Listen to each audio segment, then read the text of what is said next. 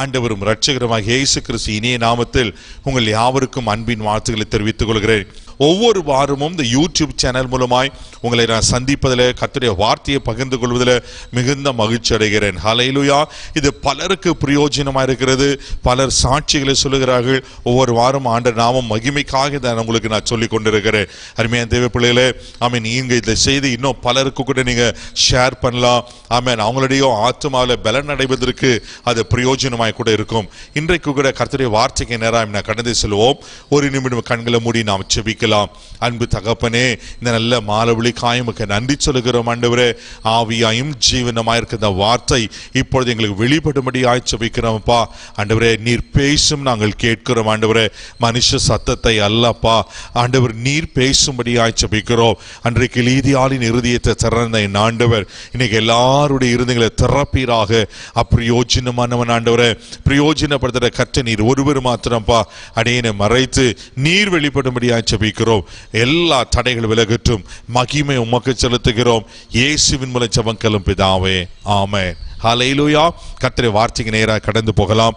எடுத்து வாசிக்க கேட்கலாம். எரேமியா தீர்க்கதரிசன புஸ்தகம் 4ஆம் அதிகாரம் 5வது வசனத்தை வாசிக்க கேட்போம். தேசத்தில் எக்காலம் ஊதுங்கள் என்று சொல்லி, தேசத்தில் எக்காலம் ஊதுங்கள் என்று சொல்லி யூதாவில் அறிவித்து, ஆமென், யூதாவில் அறிவித்து தேசத்துல எக்காலம் ஊதுங்கள் என்று அங்க சொல்லப்படுகிறது நான் பார்க்கிறோம். கடந்த வாரம் நான் உங்களோடு கூட இந்த வார்த்தை கொண்டு நான் பகிர்ந்து கொண்டேன். தேசத்துல எக்காலம் ஊத வேண்டும்.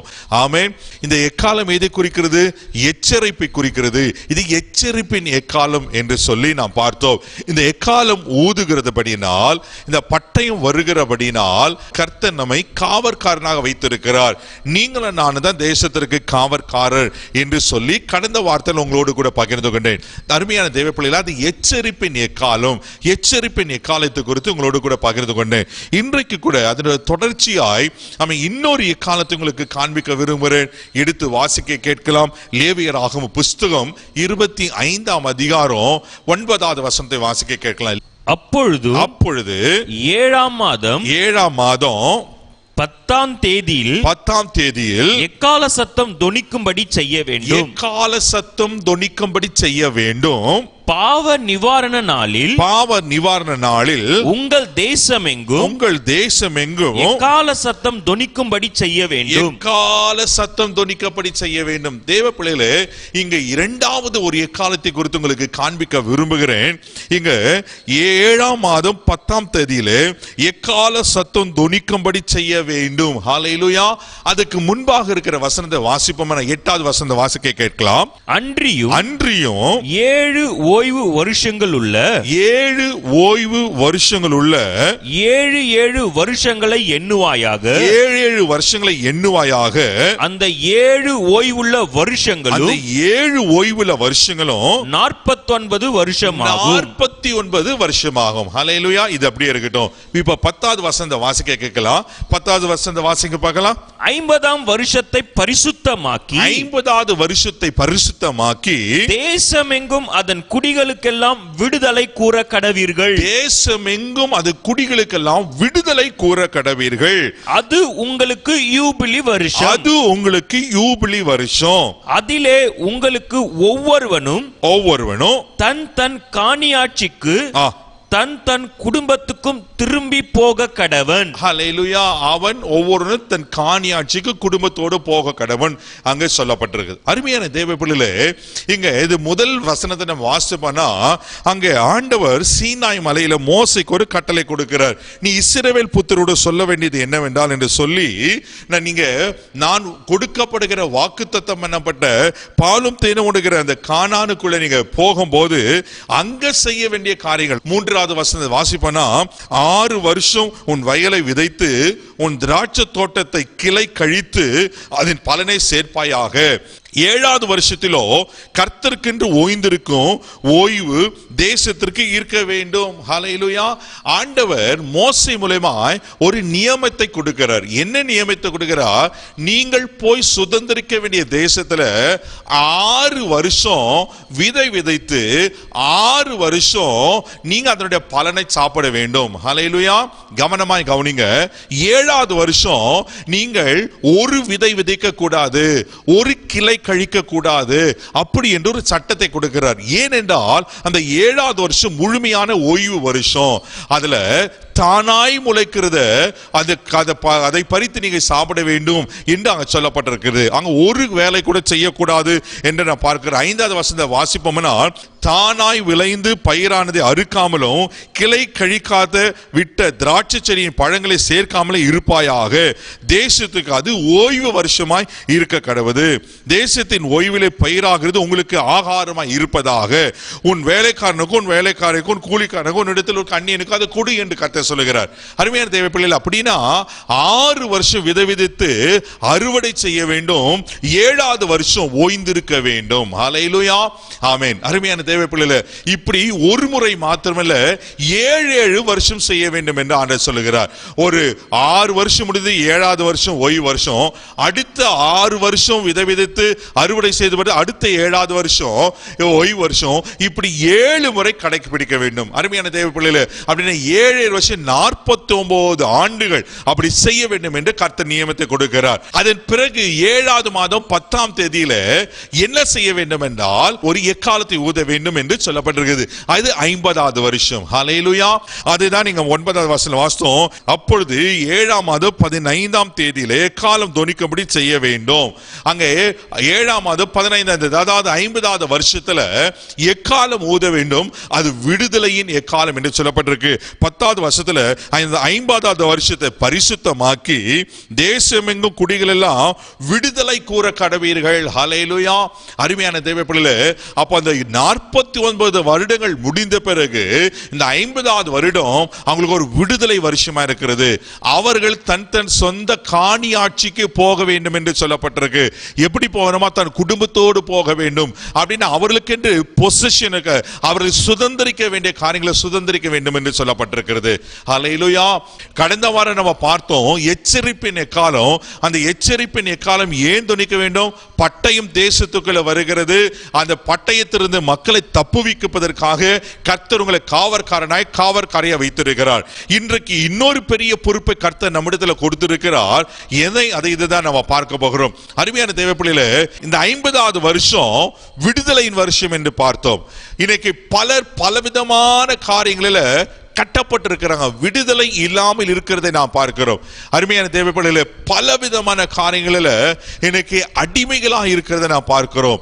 யார் என்னை விடுவிப்பார், எனக்கு விடுதலை தருவது யார் என்று இன்னைக்கு தவித்துக் கொண்டிருக்கிறத பார்க்கிறோம். தேவ பிள்ளைகளே, ஒரு சந்தோஷமான செய்தி உங்களுக்கு சொல்லுகிறேன். நம்மை விடுவிக்கிறவர் ஒருவர் இருக்கிறார். ஹல்லேலூயா. அவர்தான் ஆண்டவராகிய இயேசு கிறிஸ்து. ஏன் இயேசு உலகத்துக்கு வந்தார்? நம்மை பாவிகளை ரட்சிக்க, மீட்டெடுக்க, விடுவிக்க.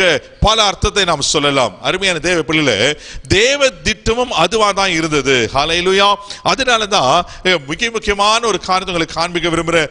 லூக்கா எழுதின சுவிசேஷம் 4ஆம் அதிகாரம் 18வது வசனத்தை வாசிப்போம்னால் அங்க அழகா சொல்லப்பட்டிருக்கு. எடுத்து வாசிக்க கேட்கலாம். கர்த்தருடைய ஆவியானவர் என்மேல் இருக்கிறார். கர்த்தருடைய ஆவியானவர் என்மேல் இருக்கிறார். தரித்திரருக்கு சுவிசேஷத்தை பிரசங்கிக்கும்படி, தரித்திரருக்கு சுவிசேஷத்தை பிரசங்கிக்கும்படி என்னை அபிஷேகம் பண்ணினார். என்னை அபிஷேகம் பண்ணினார். இருதயம் நறுங்குண்டவர்களையும் குணமாக்கவும் சிறைப்பட்டவர்களை விடுதலையாக்கவும்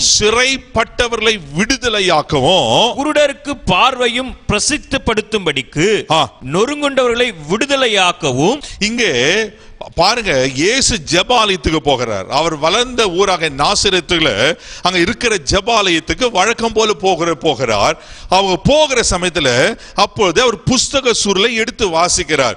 புஸ்தக சுருளை எடுத்து வாசிக்கும் போது எந்த பகுதி வாசிக்கிறார்? ஏசாயா தீர்க்கதரிசன புஸ்தகத்தை எடுத்து வாசிக்கிறார். அங்க சொல்லப்பட்டிருக்கிறது, கர்த்தருடைய ஆவியானவர் என்மேல் இருக்கிறார், தரித்திரருக்கு சுவிசேஷத்தை பிரசங்கிக்கும்படி என்னை அபிஷேகம் பண்ணினார், இருதயம் நறுங்குண்ட நொறுங்குண்டவர்களை குணமாக்கும், சிறைப்பட்டவர்களுக்கு விடுதலையும். ஹல்லேலூயா. ஒரு பெரிய பட்டியலை கொடுக்கப்பட்டிருக்கு நாம் பார்க்கிறோம். அருமையான தேவ பிள்ளைகளே, அப்போ இயேசு உலகத்திற்கு ஏன் வந்தார்? பிதாவுடைய சித்தம் என்ன? பிதாவுடைய தேவ திட்டம் என்ன? நீங்களும் நானும் விடுவிக்கப்பட வேண்டும். ஹல்லேலூயா. அருமையான தேவ சிறைப்பட்டவர்கள் இன்னைக்கு பலர் பல விதங்களில் சிறைப்பட்டு இருக்கிறாங்க. ஹல்லேலூயா.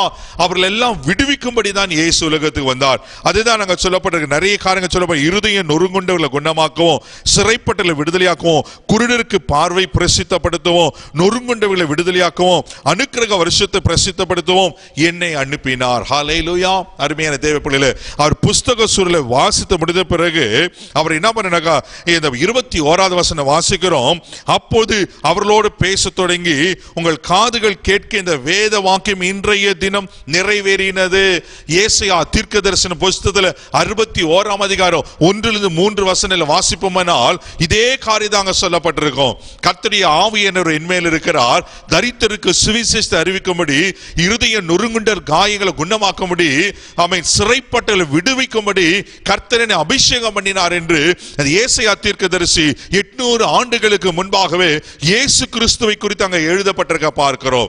அவருடைய சரியான காலகட்டத்தில் இந்த தீர்க்கதரிசனம் நிறைவேறத்தக்கதாய், தேவனுடைய திட்டம் நிறைவேறத்தக்கதாய் ஆண்டவர் என்ன செய்கிறார்னா அந்த தேவாலயத்தில் எடுத்து வாசிக்கிறார். ஹல்லேலூயா. இதை கேட்டுக்கொண்ட அருமையான சகோதரனே சகோதரியே, உங்களையும் என்னையும் விடுவிக்கும்படி இயேசு உலகத்துக்கு வந்தார். உங்களுடைய என்னுடைய இருதய காயங்களை கட்டும்படி இயேசு உலகத்துக்கு வந்தார். இங்க நாம பார்க்கிறோம், ஆமென், சிறைப்பட்டவர்களை விடுவிக்கும்படி இயேசு உலகத்துக்கு வருகிறார். ஹல்லேலூயா. இதுதான் காட்ஸ் பிளான், இதுதான் தேவ திட்டம். அநேக தீர்க்கதரிசிகளை அனுப்புகிறார், அநேக நியாயாதிபதிகளை அனுப்புகிறார், அநேக ராஜாக்களை அனுப்புகிறார். ஆனா அந்த மனுஷனுக்கும் இந்த பிதாவாகிய தேவனுக்கு இந்த உறவை சரிப்படுத்த யாராலையும் முடியவில்லை. ஏன்னா மனுஷன் பயங்கரமா கட்டப்பட்டு இருக்கிறார். இந்த கட்டுகள் இருந்து விடுவிப்பதற்கு ஒரே வல்லமை படைத்தவர் இயேசு மாத்திரமே. ஹல்லேலூயா. அதுதான் அங்க சொல்லப்பட்ட பார்க்கிற லூக்கா 4:18 அவர் அந்த தீர்க்கதரிசனத்தை நிறைவேற்றி தன் ஊழியத்தை ஆரம்பித்து அநேக மக்களை விடுவிக்கிறத பார்க்கிறோம். இதை கேட்டுக்கொண்ட அருமை சகோதரனே சகோதரியே, உங்களையும் ஆண்டவர் விடுவிக்க உண்மையில் அவராக இருக்கிறார். ஒரு எப்படிப்பட்ட காரியத்தில் நீங்க இருக்கிறீங்கன்னு தெரியல, எப்படிப்பட்ட காரியத்தில் நீங்க சிறைப்பட்டிருக்கீங்க தெரியல. ஒரு உலகத்திற்குரிய காரியத்தில் சிறைப்பட்டிருக்கலாம், பாவத்துக்குரிய காரியத்தில் சிறைப்பட்டிருக்கலாம், அடிமைத்தனத்துக்குரிய காரியத்தில் சிறைப்பட்டிருக்கலாம், ஒருவேளை ஆசாபாசங்களுக்குள்ள சிறைப்பட்டிருக்கலாம். அருமையான தேவ பிள்ளைகளே, இன்னைக்கு பிசாசுக்குள்ள நீங்க சிறைப்பட்டிருக்கலாம், மந்திர கட்டுகளினால சிறைப்பட்டிருக்கலாம். எப்படிப்பட்ட சூழ்நிலைகளா இருந்தாலும் இன்றைக்கு கர்த்தருடைய ஆவியான நம்மோடு பேசுகிறார். உங்களை விடுவிக்கும்படி அவர் விரும்புகிறார். எக்காலத்தை ஊதுங்கள் என்று சொல்லப்பட்டிருக்கு. இந்த 50வது வருஷத்துல எக்காலம் ஊதணும், அது விடுதலையின் ஆண்டு, யூபிலி ஆண்டு. ஒருவேளை பல நாட்கள் இங்க சத்தியத்தை அறிந்தோம், இன்னும் நீங்க விடுவிக்கப்படாம இருந்திருக்கலாம்.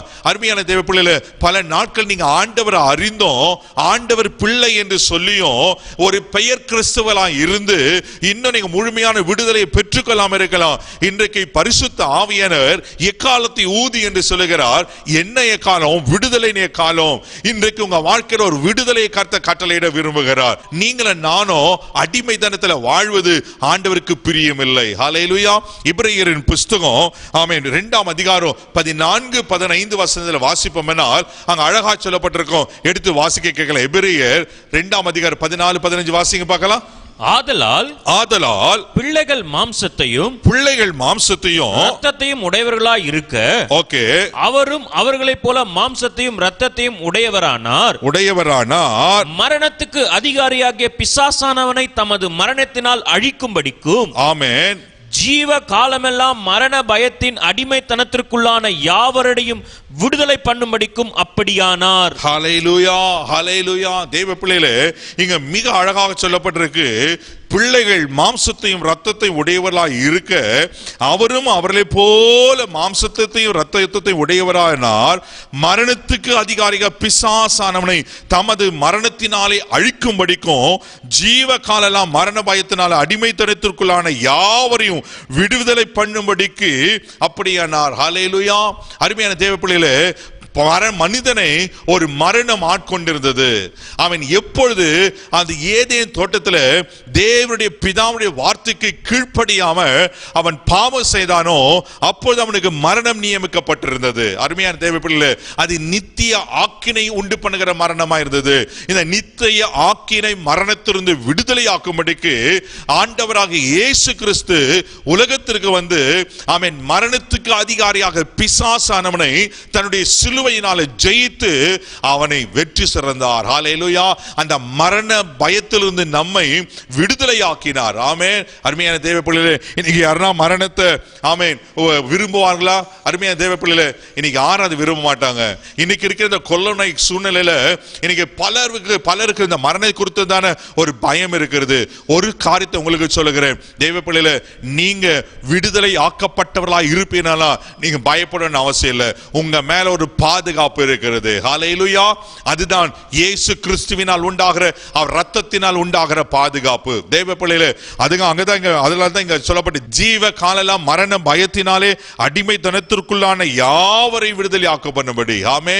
ஒரு மரண பயத்தினாலே அருமையான தேவ பிள்ளைகளே, இன்றைக்கு கர்த்தர் நமக்கு ஒரு பாதுகாப்பை உண்டு பண்ணிக்கிறார். ஆமே. நம்மளை விடுவிக்கும் போது நமக்கு என்ன நடக்குதுன்னா ஒரு தெய்வீக பாதுகாப்பு உண்டாகிறது. தேவ பிள்ளைகளே, நீங்க சோர்ந்து போகாதீங்க, நீங்க பயப்படாதீங்க.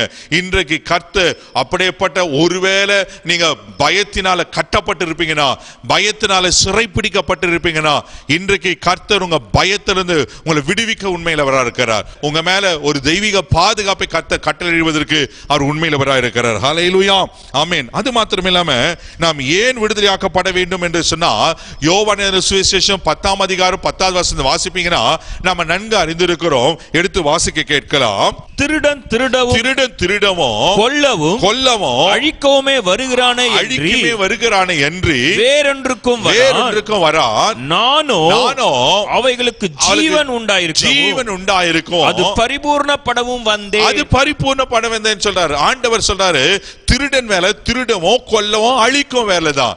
அருமையான தேவ பிள்ளைகளே, நானும் அவளுக்கு ஜீவன் உண்டாயிருக்கும் அது பரிபூர்ணப்பட வந்தேன்னு சொல்றார். அப்போ ஏன் நம்ம விடுதலை ஆக்கப்படணும்னா, திருடன் திருட பார்க்கறான், திருடன் கொல்ல பார்க்கறான், திருடன் அழிக்க பார்க்கறான். அருமையான தேவ பிள்ளைகளே, அந்த அழிவில் இருந்து நீங்கள் நான் பாதுகாக்கப்படுவதற்காக தான் கர்த்தர் நம்மளை விடுதலையாக்க விரும்புகிறார். ஹல்லேலூயா.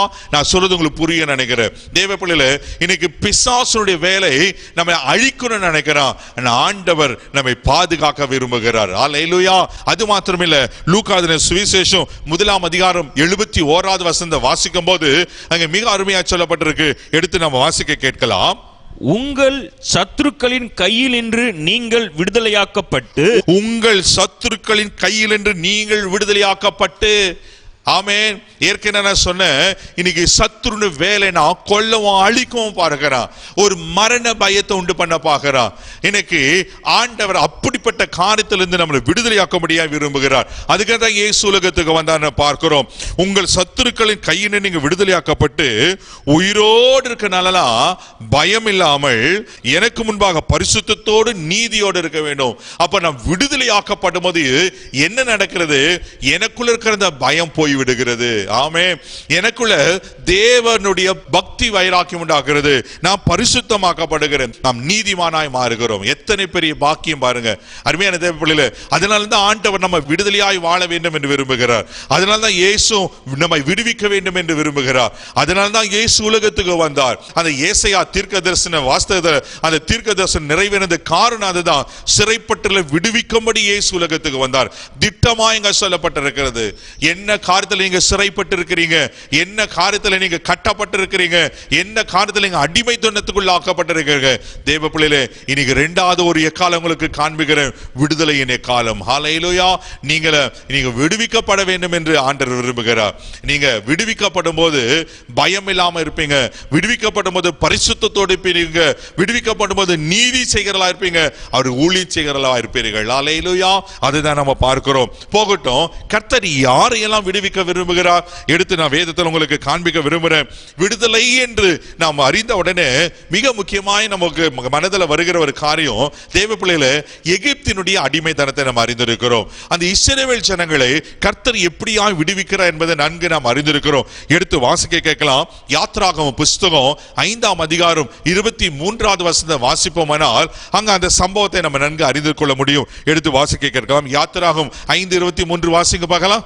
நான் உமது நாமத்தை கொண்டு பேசும்படி பார்வோனிடத்தில் பிரவேசித்தது முதல் அவன் இந்த ஜனங்களை உபத்திரப்படுத்துகிறான், நீர் உம்முடைய ஜனங்களை விடுதலையாக்கவில்லையோ என்றார். அருமையான தேவ பிள்ளைகளே, மோசே ஒரு ஜெபத்தை செய்கிறார். என்ன ஜெபத்தை செய்கிறார்? 23ஆம் வசனம் வாசிங்க. 5:23. அப்போது மோசே கர்த்தரிடத்தில் திரும்பி போய், ஆண்டவரே, இந்த ஜனங்களுக்கு தீங்கு வர பண்ணினது என்ன? ஏன் என்னை அனுப்பினீர்? நான் உமது நாமத்தை கொண்டு பேசும்படி பார்வோனிடத்தில் பிரவேசித்தது முதல் அவன் இந்த ஜனங்களை உபத்திரப்படுத்துகிறான், நீர் உம்முடைய ஜனங்களை விடுதலையாக்கவில்லையே என்றான். ஹல்லேலூயா. அந்த சம்பவத்தை நாம் நன்கு அறிந்திருக்கிறோம். தொடர்ந்து நீங்க வாசித்திருப்பீங்கன்னா அங்க மறுபடியும் மோசே பார்வோனிடத்தில் போவான். அவன் இருதயம் கடினப்படும். ஆண்டவர் வாதைகள் அனுப்புவார். வாதைகளுக்கு 9 வாதைகளுக்கு கீழ்ப்படியாத இந்த பார்வோன் 10வது வாதையில தலைப்பிள்ளை சங்காரத்துல அவன் கீழ்ப்படிந்து என்ன செய்கிறான் சொன்னா, அந்த ஜனங்களை கர்த்தரை ஆராதிக்கும்படி அனுப்பிவிடுகிறான். தேவ பிள்ளைகளே, அவளை அனுப்பிவிட்ட பின்பும் அவனுக்கு மனதில்லை அவளை தொடர்ந்து பிடிக்க வேண்டும் என்று சொல்லி என்ன பண்ண, அவனை பின்தொடர்கிறத பார்க்கிறோம். யாத்திராகம் 14ஆம் அதிகாரத்துல வாசிப்போம்னால் அங்க நன்கு நாம் அறிந்து கொள்ள முடியும். தேவ பிள்ளைகளே, அவளை தொடர்ந்து போகிறான். தொடர்ந்து இப்படி போகிற சமயத்துல தான் முன்னாடி செங்கடல், பின்னாடி பார்வோனின் சேனை. என்ன செய்வது தெரியாம நாங்க விடுதலை ஆக்கப்பட்டோம் என்று சந்தோஷத்தோடு வருகிறாங்க.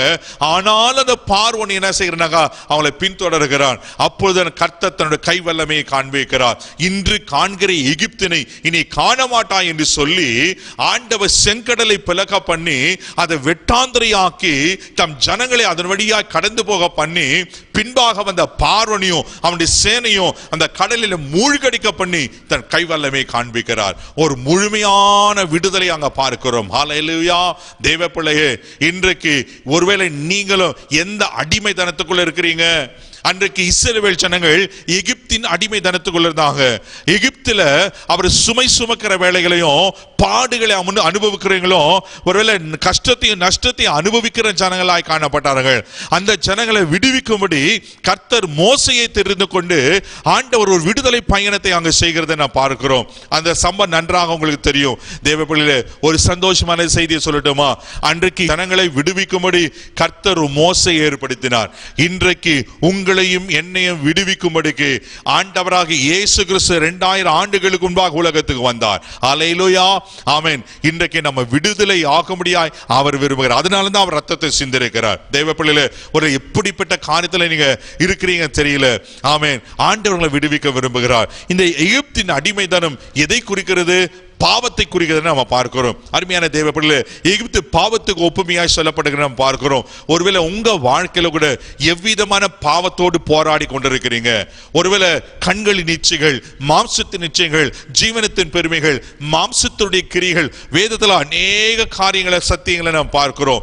மாம்சத்தின் கிரிகள் வெளியரங்கமாயிருக்கு என்று சொல்லப்பட்டு ஒரு பெரிய பட்டியலே கொடுக்கப்பட்டிருக்கிறது.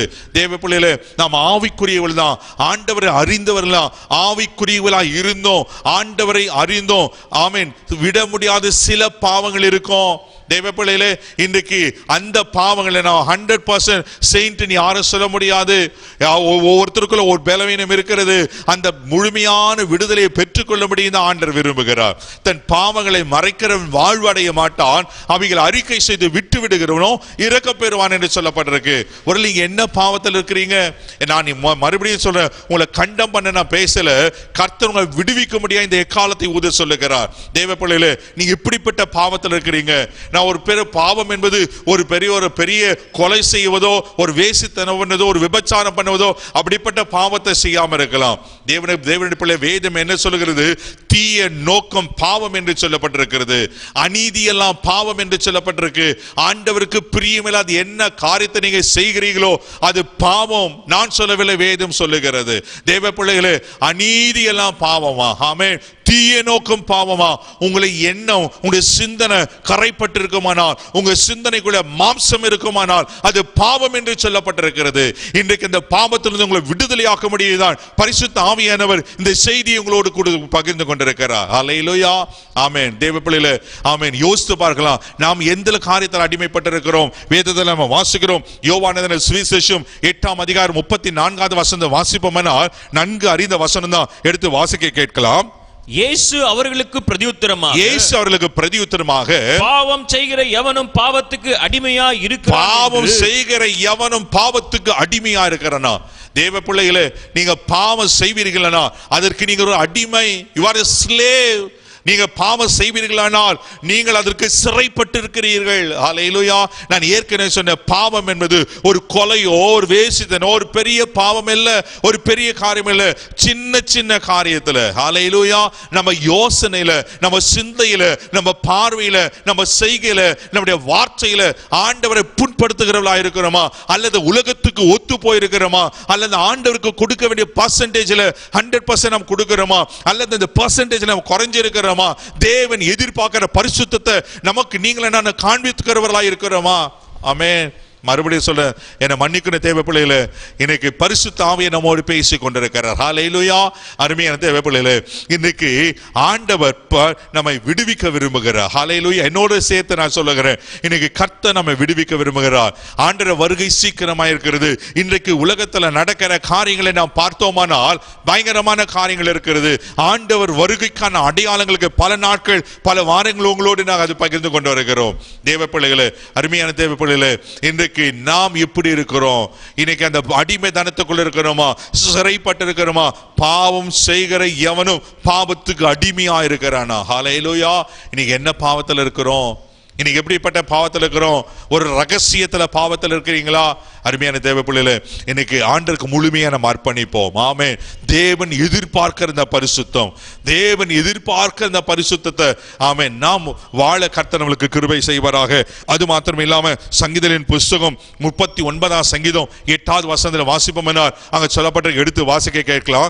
சங்கீதம் 39:8 வாசிங்க பார்க்கலாம். என் மீறுதல்கள் எல்லாவற்றிலும் இருந்து என்னை விடுதலையாக்கும். என் மீறுதல்கள் எல்லாவற்றிலிருந்து என்னை விடுதலையாக்கும். மூடனுடைய நிந்தைக்கு என்னை ஒப்புக்கொடாதையும். ஆமென். தாவீது ஒரு ஜெபத்தை செய்கிறார், என் மீறுதல் எல்லாவற்றிலிருந்து என்னை விடுதலையாக்கும். ஹல்லேலூயா. தேவ பிள்ளைகளே, இன்னைக்கு நம்முடைய மீறுதல்கள் எப்படிப்பட்டிருக்கிறது? இன்னைக்கு துணிகரமான காரியத்துக்குள்ள போய் கொண்டிருக்கிறோம். இன்னைக்கு ஆவிக்குரிய சபைகள் என்று சொல்லப்படுகிறோம், ஆவிக்குரிய நபர்கள் என்று சொல்லப்படுகிறோம். இன்னைக்கு ஆமென் ஆண்டவர் பிள்ளைகள் என்று சொல்லப்படுகிற கூட இன்னைக்கு துணிகரமான காரியத்துக்குள்ள நாம் போயிருக்கிறோம், துணிகரமான பாவங்களுக்குள்ள நம்ம போய் கொண்டிருக்கிறோம். தேவ பிள்ளைகளே, நாம் ஜாக்கிரதையா இருக்கிறது அவசியமா இருக்கிறது. ஹல்லேலூயா, ஹல்லேலூயா. இன்னைக்கு கர்த்தர் நம்மை விடுவிக்க விரும்புகிறார். நம்ம நன்கு அறிந்த சம்பவம் யோவான் சுவிசேஷம் 8ஆம் அதிகாரம் 5வது வசனத்தில் வாசிப்பங்கன்னா அங்க ஒரு சகோதரியை பற்றி நம்ம பார்க்கிறோம், ஸ்திரியை பற்றி நாம் நன்கு அறிந்த சம்பவம். எடுத்து வாசிக்கலாம். யோவான் 8:5 வாசிங்க பார்க்கலாம். இப்படிப்பட்டவர்களை கல்லெறிந்து கொல்ல வேண்டும் என்று மோசே நியாயப்பிரமாணத்தில் நம்மளுக்கு கட்டளையிட்டு இருக்கிறாரே, நீர் என்ன சொல்லுகிறீர் என்றார்கள். அல்லேலூயா. அங்க விபச்சாரத்துல கையும் களவுமாய் பிடிக்கப்பட்ட ஒரு சகோதரியை கொண்டு வருகிறார்கள். மோசேயுடைய நியாயப்பிரகாரத்தின்படி என்ன செய்ய வேண்டும் என்று சொன்னா கல்லெறிந்து கொல்லப்பட வேண்டும். ஆமென். ஆனால் ஆண்டவர் சொல்வாரு, நம்ம அப்படியே தொடர்ந்து வாசிக்கிற சமயத்துல ஆமென் 6வது வசனத்தை வாசிக்கிற பாருங்க. அவர்கள் மேல் குற்ற சுமத்துவதற்கு காரணம் உண்டாகும் பொருட்டு அவரை சோதிக்கும்படி இப்படி சொன்னார்கள். இயேசுவோ குனிந்து விரலினால் தரையில எழுதினார். அவர்கள் ஓயாமல் அவர் கேட்டுக்கொண்டே இருக்கிறார். அவர் நிமிர்ந்து பார்த்து, உங்களில் பாவம் இல்லாதவன் இவள் மேல் முதலாவது கல்லேறிய கடவன் என்று சொல்லி அவர் குனிந்து எழுதுகிறதை பார்க்கிறார். ஹல்லேலூயா. தேவ பிள்ளைகளே, அது தொடர்ந்து அதுல வாசிக்கிறோம். 11வது வசனம் வாசிங்க பார்க்கலாம். 11வது வசனம் வாசிங்க. அதற்கு அவள் இல்லை ஆண்டவரே, இல்லை ஆண்டவரே என்றால் இயேசு அவளை நோக்கி நானும் உன்னை ஆக்கணைக்குள்ளாக தீர்க்கிறதில்லை, நீ போ, இனி பாவம் செய்யாதே என்றார். கையின் களமா விபச்சாரத்துல பிடிக்கப்பட்டவள் நியாய பிரகாரம் அவர் கல்லெறிந்து கொல்லப்பட வேண்டியவள். ஆனா ஆண்டவர்களை வந்த உடனே என்ன நடக்குதுனாக்கா, ஆண்டவர் அவள் பாவத்தெல்லாம் மன்னித்து நானும் உன்னை ஆக்கினைக்குள்ளாக தீர்ப்பதில்லை என்று சொல்லி நீ போ, இனி பாவம் செய்யாத. ஹல்லேலூயா. தேவ பிள்ளைகளே, இன்னைக்கு கர்த்தர் நம்மை ஆக்கினைக்குள்ளாக தீர்ப்பார் என்றால் ஆமென், இன்னைக்கு நம் ஜீவனோடு இருந்திருப்போமா? இதை கேட்டுக்கொண்டிருக்கிற அருமையான சகோதரனே சகோதரியே, நம்முடைய பாவங்களுக்கு தக்க பனிஷ்மெண்ட் அன்னன்னைக்கு நம்மளுக்கு கிடைத்திருக்குமானால் இன்னைக்கு நாம் ஜீவனோடு இருந்திருப்போமா? நிச்சயமா இருந்திருக்க மாட்டோம். தேவ பிள்ளையில இன்னைக்கு ஒவ்வொரு நாளும் கிருபையாய் ஆண்டவனை மன்னித்து கொண்டிருக்கிறாரு. அந்த மன்னித்தை பெற்றுக்கொண்டு நம்ம அப்படியே நம்ம என்ன பண்ணாங்க, அகைன் அண்ட் அகைன் பாவம் செய்யக்கூடாது. பாவங்களை மறைக்கிறவன் வாழ்வடைய மாட்டான். அவைகளை அறிக்கை செய்து விட்டு விடுகிறவனோ, நம்ம அறிக்கை செய்கிறோம் ஆனா அகைன் அதை செய்கிறோம். தேவ பிள்ளையில அது ஆண்டவருக்கு பிரியம் இல்லாத காரியம். அவர் சொல்ல, இனி நீ போ, இனி பாவம் செய்யாது. அவள் பிறகு ஒரு பெரிய ஒரு முக்கியமான சகோதரியாய் காணப்படுகிறத பார்க்கிறோம். இயேசு சீஷியாய் மாறுகிறத பார்க்கிறோம். தேவ பிள்ளைகளே, இன்னைக்கு உங்களுடைய வாழ்க்கை எப்படி இருக்கிறது? இன்னைக்கு நம்ம பாவத்தின் அடிமைத்தனத்துக்குள்ள இருக்கிறோமா? ஒரு கூட்டத்தில் வரும்போது விடுவிக்கப்படுகிறோம், ஒரு செய்தியை கேட்கும் போது விடுவிக்கப்படுகிறோம், ஒருவேளை ஜெபிக்கும் போது விடுவிக்கப்படுகிறோம். அதன் பிறகு மறுபடியும் அதே அடிமைத்தனத்துக்குள்ள நாம் போகிறவர்களா இருப்பனா நம்முடைய வாழ்க்கை பரிதபிக்கப்பட்டதா இருக்கும். இதை கேட்டுக்கொண்டே அன்பு சகோதரனே சகோதரி, உங்கள் வாழ்க்கை பரிதபிக்கப்பட்டதா இருக்கும். அல்லேலூயா, ஹல்லேலூயா, ஆமென். அருமையான தேவ பிள்ளைகளே, இன்றைக்கு பரிசுத்த ஆவியானவர் நம்மோடு பேசிக்கொண்டிருக்கிறார். எக்கால ஊதணும். நான் கடந்த வாரத்தில் நான் உங்களோடு பகிர்ந்து கொண்டு ஆமென், எச்சரிப்பின் எக்கால ஊதும் என்னும் கர்த்தர் உங்களை காவற்காரனாய் வைத்திருக்கிறார். நீங்கள் தான் தேசத்துக்கு பாதுகாப்பு. ஹல்லேலூயா. இன்றைக்கு நாம தான் பரிசுத்தத்துக்கு ரோல் மாடல். இந்த உலகம் அசுத்தத்தில் தான் இருக்கு, இந்த உலகம் பாவத்தில் தான் இருக்கு, எங்க திரும்பினால பாவமான காரியங்கள் தான். ஆனால் இப்படிப்பட்ட காரியத்தில் நீங்கள் பரிசுத்தமாய் வாழ முடியும். நீங்க பரிசுத்த மாதிரியாய் உலகத்தில் இருக்க முடியும். கர்த்தர் அதற்காக தான் நம்மை தெரிந்து கொண்டிருக்கிறார். அல்லேலூயா. இன்னைக்கு சபையை ஏன் கர்த்தர் முன் குறித்தார்? ஏன் சபையை ரத்தத்தை விளக்கரையுமாய் சிந்தி மீட்டெடுத்தார்? ஏன் சபைக்கு அவர் அஸ்திவாரமாய் மாறினார் என்று சொன்னால், சபைதான் பரிசுத்தத்தை காண்பிக்க முடியும், சபைதான் பரிசுத்தத்துக்குள்ள நடத்த முடியும். ஆனால் இன்னைக்கு சபைக்குள்ள உலகம் வந்து விட்டதை நாம் அறிந்திருக்கிறோம். நான் யாரையும் கண்டம் பண்ண விரும்பல, யாரும் குற்றச்சாட்டி பேச விரும்பல. இன்னைக்கு நாம் மனம் திரும்ப வேண்டிய சூழ்நிலை இருக்கிறோம். தேவ பிள்ளைகளே, பாவம் செய்கிறவனும் பாவத்துக்கு அடிமையா இருக்கிறனா, ஒருவேளை நீங்க பாவத்தில் இருப்பீங்கன்னா, இந்த எகிப்தின் அடிமைத்தனத்துக்குள் இருப்பீங்கன்னா, ஆண்டவர்களை விடுவிக்க விரும்புகிறார். ஆண்டவர்களை கை தூக்கி எடுக்க விரும்புகிறார். ஆண்டவர்களை கண்மலை மேல் நிறுத்த விரும்புகிறார். அந்த அடி பாதாளத்துக்குள்ள, அந்த நரகத்துக்குள்ள, அந்த பாழான ஸ்தலத்துக்குள்ள, பாழான காரியத்துக்குள்ள போகிறதுக்கு ஆண்டவர் விரும்பவில்லை. அதற்காக அவர் உங்களை ரத்தத்தை சிந்தல, அதற்காக அவர் இயேசு உலகத்துக்கு வரல. தேவ பிள்ளை, நீ நரகத்துக்கு போவென்பது தேவ சித்தம் இல்லை, நீ அடிமைத்தனத்தில் இருப்பது தேவ சித்தம் இல்லை. அதற்காக இயேசு உலகத்துக்கு வரல. ஆமென். உங்களை பரிசுத்தமாக்க முடியும். அவருடைய சாயலுக்கு ஒப்பான சாயலாய் ஒரு மகிமையின் சாயலை கொடுத்து அவரை போல மாற்றி நடமாடுகிற நிருபங்களாய் உலகத்தில் இயேசுவை வாழ்ந்து காணும்படி, இயேசுவை பிரதிபலிக்கும்படி கர்த்தர் உங்களை என்னை தெரிந்து கொண்டிருக்கிறார். ஹல்லேலூயா. ஒருவேளை நான் பேசுறது கொஞ்சம் கடினமா இருக்கிறது போல இருக்கலாம். தேவ பிள்ளைகளே, இதுதான் உண்மையான சத்தியம். ஹல்லேலூயா. இன்னைக்கு கர்த்தர் நம்மை விடுவிக்க விரும்புகிறார். முதலாவது பாவத்திலிருந்து, அடிமைத்தனத்திலிருந்து நம்ம விடுவிக்க விரும்புகிறார். ஆமென். இரண்டாவது, ஆமென், கர்த்தர் நம்மை எதிலிருந்து விடுவிக்க விரும்புகிறார்? எடுத்து வாசிக்க கேட்கலாம். சங்கீதத்தின் புத்தகம் 146 சங்கீதம் 7வது வசனம் வாசிங்க பார்க்கலாம். ஒடுக்கப்பட்டவர்களுக்கு நியாயம் செய்கிறார், ஒடுக்கப்பட்டவர்களுக்கு நியாயம் செய்கிறார், பசியா இருக்கிறவர்களுக்கு ஆகாரம் கொடுக்கிறார். ஓகே. கட்டுண்டவர்களை கர்த்தர் விடுதலையாக்குகிறார். கர்த்தர் விடுதலையாக்குறாரா? ஹல்லேலூயா. இன்னைக்கு அநேக மக்கள் கட்டப்பட்டிருக்கிறாங்க. ஏற்கனவே சொன்ன பலவிதமான கட்டுகளினால கட்டப்பட்டிருக்கிறாங்க. அதே சங்கீதத்தின் புத்தகம் 68 சங்கீதம் 6வது வசனத்தை கூட வாசிப்போமானால் அங்க அழகாக சொல்லப்பட்டிருக்கும். எடுத்து நம்ம வாசிக்க கேட்கலாம். தேவன் தனிமையானவர்களுக்கு வீடு வாசல் ஏற்படுத்தி, ஓகே, கட்டுண்டவர்களை விடுதலையாக்குகிறார். கட்டுண்டவர்களை விடுதலையாக்குகிறாரா? ஹல்லேலூயா. அங்க தாவீது சொல்றாரு, ஆமென், கட்டுண்டவர்களை விடுதலையாக்குகிறார். தேவ பிள்ளைகளே, நீங்க இப்படிப்பட்ட காரியத்துல கட்டப்பட்டிருக்கிறீங்க. ஆமென். அருமையான தேவ பிள்ளைகளே, ஒருவேளை பாவத்துல கட்டப்பட்டிருக்கீங்களா, சாபத்துல கட்டப்பட்டிருக்கீங்களா, வியாதியில கட்டப்பட்டிருக்கீங்களா, வறுமையில கட்டப்பட்டிருக்கீங்களா, ஒருவேளை சத்துருக்குள்ள போராட்டங்களை கட்டப்பட்டு எதுல கட்டப்பட்டிருந்தாலும் இன்னைக்கு கர்த்தர் உங்களை விடுவிக்க விரும்புகிறார். ஹல்லேலூயா. ஒரு சம்பவம் எனக்கு ஞாபகம் வருகிறது.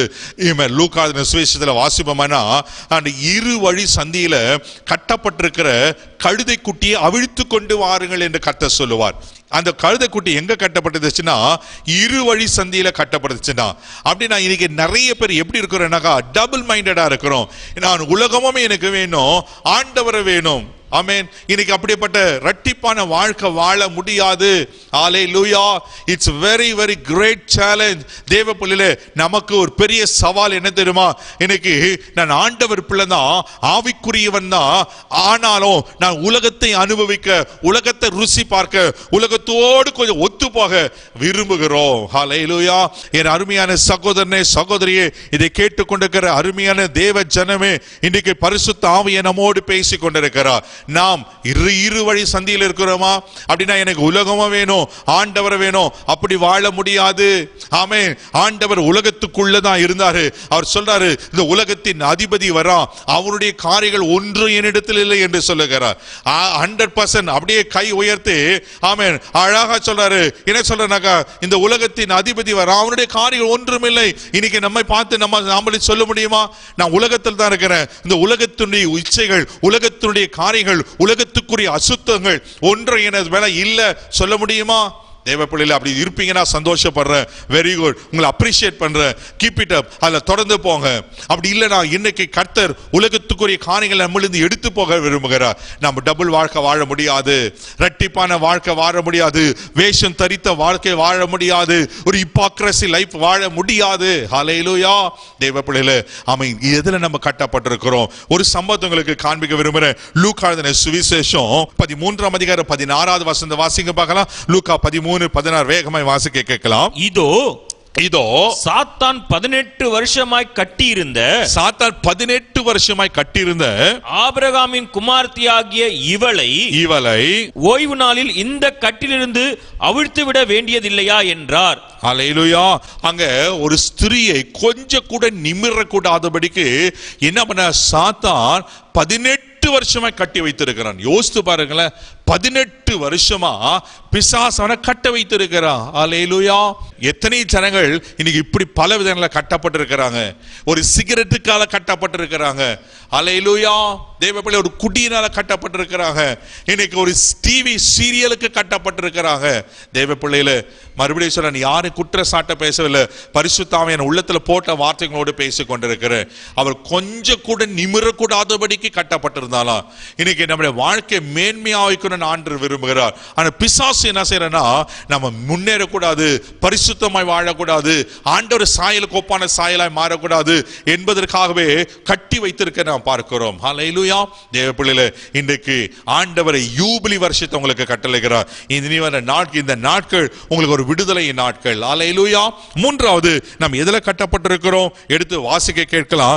சங்கீதங்களின் புஸ்தகம் 136ஆம் சங்கீதம் 24வது வசனத்தை வாசிங்க பார்க்கலாம். நம்முடைய சத்துருக்களின் கையிலிருந்து நம்மை விடுதலை பண்ணினவரை துதியுங்கள். சத்துருக்களின் கையிலிருந்து நம்மை விடுதலை பண்ணினவரை துதியுங்களா. ஹல்லேலூயா. அப்போ மூன்றாவது, சத்துருவினால் கட்டப்படுகிறோம். ஆமென். சத்துரு என்ன செய்யறனா, நம்ம ஆவி ஆத்மா சரீரத்தை கட்டி வைடுகிறார். தேவ பிள்ளைகளே, இங்க தாவீது சொல்றாரு, சங்கீதக்காரன் சொல்லுகிறாரு, நீ ஆத்மாவில வந்து என்னை விடுவியும். ஆமென். தேவ பிள்ளைகளே, ஒரு சத்துருங்களை கட்டி வைத்திருக்கிறானா? நம்ம தாவீதை அறிந்திருக்கிறோம். தாவீது ஆமென் 2 சாமுவேல் புஸ்தகம் 22ஆம் அதிகாரம் அந்த வசனம் முழு சாப்டர் நீங்க வாசிப்பேனா அங்க அவ்வளவு அழகா இருக்கும். அங்க சத்துருக்களினால் வந்த போராட்டங்கள் எல்லாம் அந்த தாவீது சொல்வார். முதலாவது வசனத்தை வாசிக்க கேட்போமே. வாசிங்க பார்க்கலாம். கர்த்தர் தாவீதை அவனுடைய எல்லா சத்துருக்களின் கைக்கும், கர்த்தர் தாவீதை அவனுடைய எல்லா சத்துருக்களின் கைக்கும், சவுலின் கைக்கும் நீங்களாக்கி விடுவித்த போது. ஹல்லேலூயா. அப்ப தாவீதுக்கு நிறைய சத்துருக்கள் இருந்தாங்க. ஆமென். அது மாத்திரம் இல்லாம 4வது வசனத்தை கூட வாசிக்க கேட்போமே. ஸ்துதிக்கு பாத்திரராகிய கர்த்தரை நோக்கி கூப்பிடுவேன், ஆதலால் என் சத்துருக்களுக்கு நீங்களாக்கி ரட்சிக்கப்படுவேன். ஹல்லேலூயா. என் சத்துருக்களுக்கு நீங்களாகி நான் ரட்சிக்கப்படுவேன். ஆமென். நிறைய காரியங்கள் சொல்லப்பட்டிருக்கு. 41வது வசனம் கூட நாம் வாசிப்போமானால், நான் என் பகைஞரை சங்கரிக்கும்படியாக என் சத்துருக்களின் பிடரியை எனக்கு ஒப்பு கொடுத்தீர். ஆமென். ஆமென். அதனால தான் தாவீது சொல்லி, என் சத்துருக்களுக்கு முன்பாக எனக்கு ஒரு பந்தி ஆயத்தப்படுத்தி என் தலையை எண்ணெயால் அபிஷேகம் பண்ணுகிறேன்.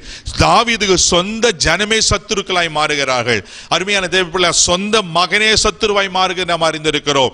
தேவ பிள்ளையிலே ஒரு சத்துருக்கள் போல உங்களை மனுஷர்கள் எழுப்பி இருக்கிறாங்களா, அல்லது லிட்டரலாவே சத்துரு உங்களை பல விதங்களில் உங்களுக்கு விரோதமாய் போராடி கொண்டிருக்கலாம். பயப்படாதீங்க, கர்த்தர் உங்களை விடுவிக்க விரும்புகிறார். ஹல்லேலூயா.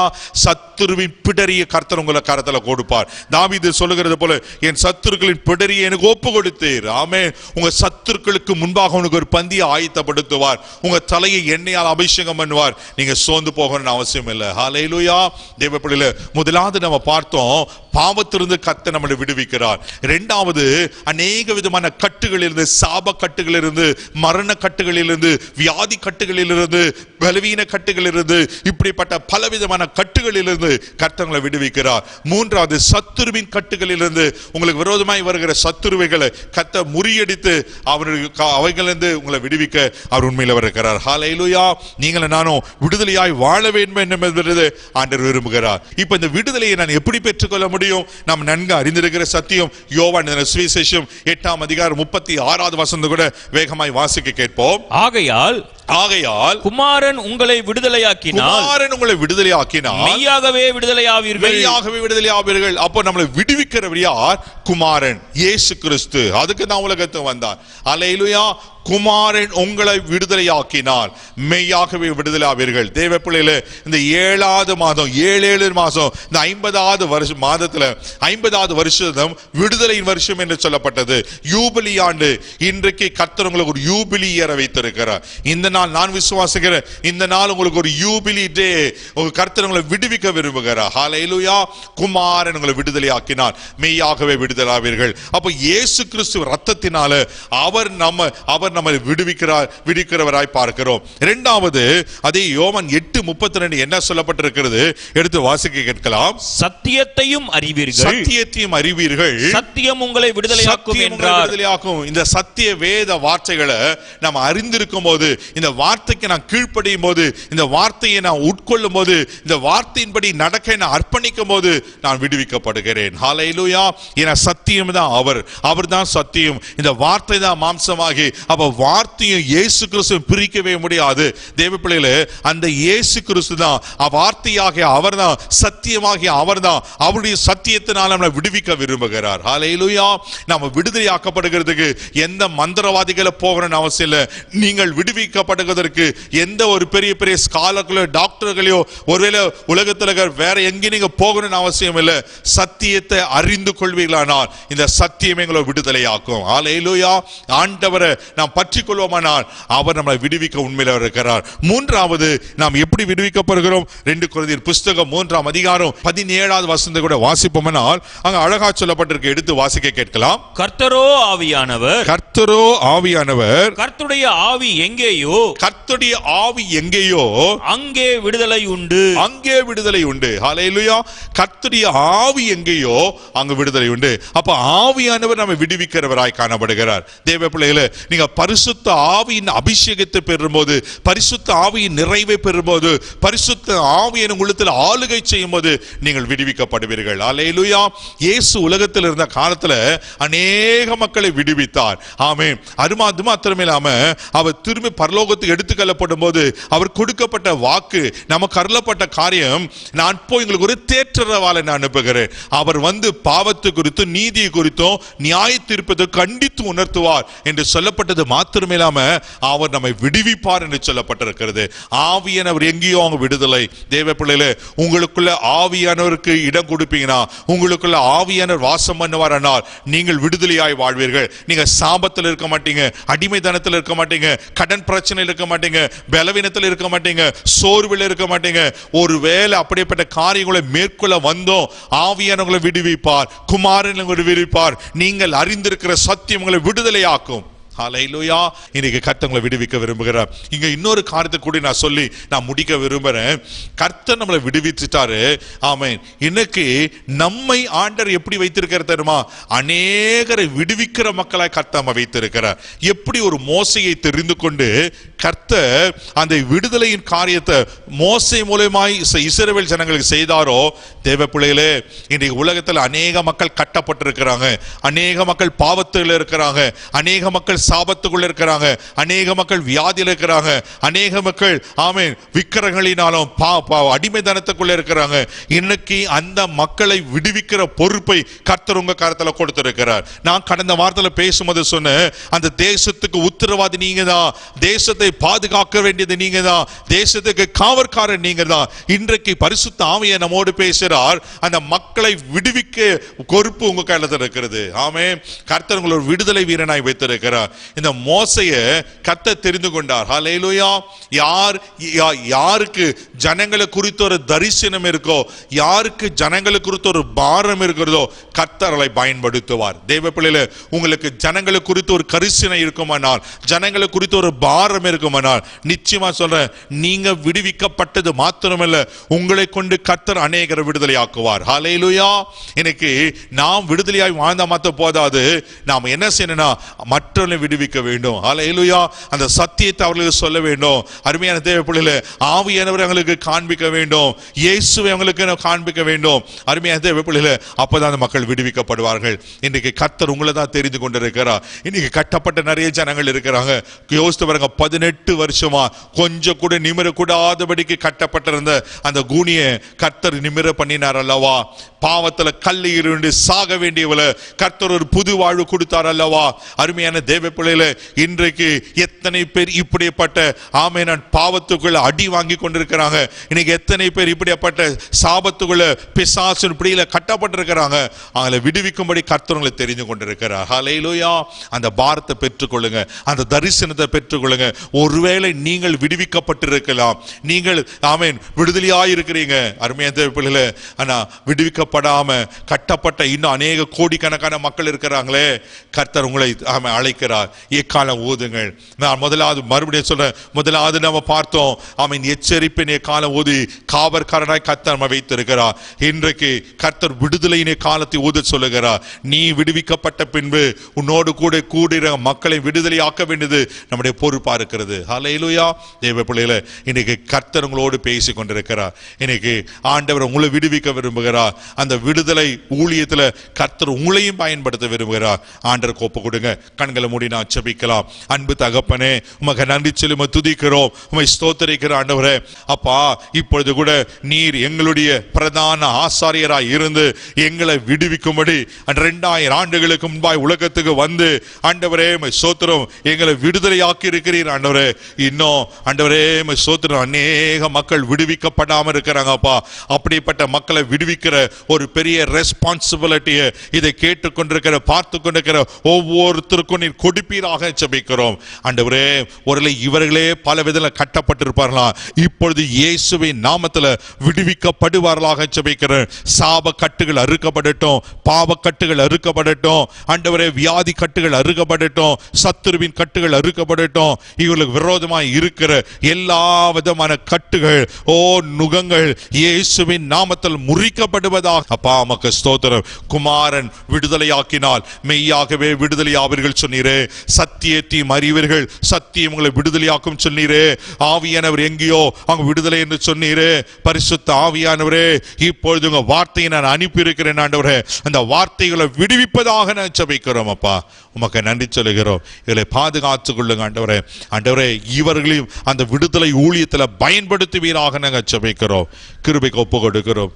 ஆசீர்வதியும் மகிமை உமக்கு செலுத்துகிறோம். இயேசுவின் மூலம் ஜெபம் கேளும் பிதாவே. ஆமென், ஆமென்.